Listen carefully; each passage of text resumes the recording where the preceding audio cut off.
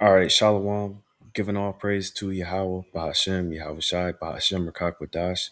Shalom to all you brothers and sisters that might come across this video, and shalom to the camps out there. I just want to play this. First, let's pull this up. Disclaimer, copyright disclaimer under Section 107 of the Copyright Act of 1976. Allowance is made for fair use for purposes such as criticism, comment, news reporting, teaching, scholarship, education, and research. Fair use is a use permitted by copyright statute that might otherwise be infringing. All right, fair use, fair use, fair use. Let me just pull this back real quick. Alliance within the GCC of practical minds, Turkey, the Egyptians, the Saudis, and the Qataris, which is, people in Pakistan are calling it the Islamic NATO, which is this. Just heard that. So he just said that Pakistan is being a mediator between to bring Iran, obviously Pakistan, Turkey, Egypt, Saudi Arabia, and Qatar under this NATO-like alliance for the Islamic NATO alliance. And during my studies, you can kind of let's go back to Second Ezra 15 and 28 through 30. Behold, in horrible vision, and the appearance thereof from the east where the nations of the dragons of Arabia shall come out with many chariots, and the multitude of them shall be carried as the wind upon earth, that all they which hear them may fear and tremble. Also the Carmanians, which is the Iranians, raging in wrath, shall go forth as the wild boars of the wood, and with great power shall they come and join battle with them, and shall waste a portion of the land of the Assyrians.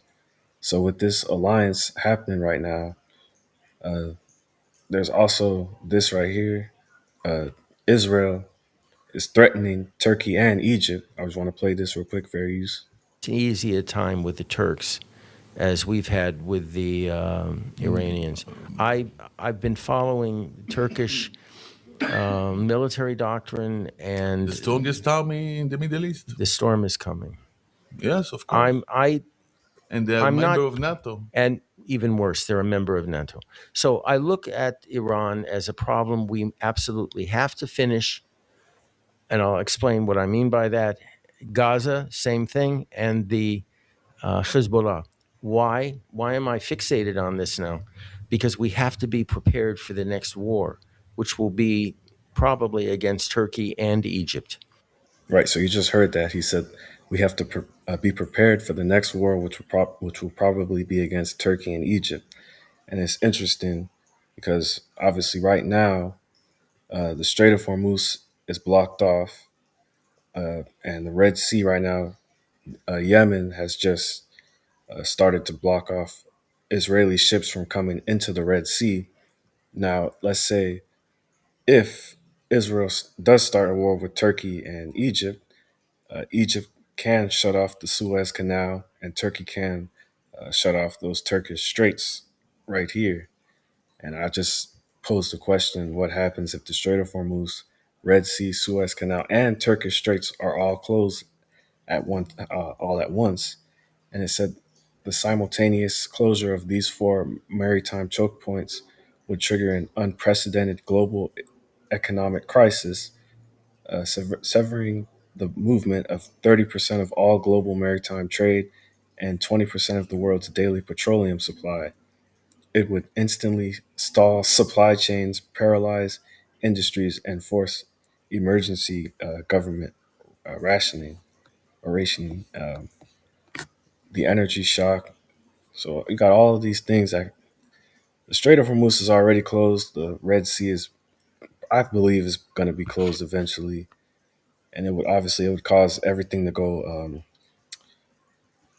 past the Cape of Good Hope, right, to get everything shipped, which takes a little bit longer.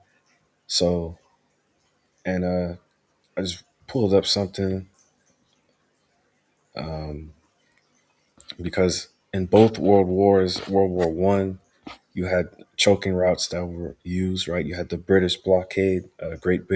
Britain used its massive navy to choke off shipping routes to Germany, weaponizing the sea to starve the German population and military of food, fuel, and steel. So there was always like World War II, the oil embargo.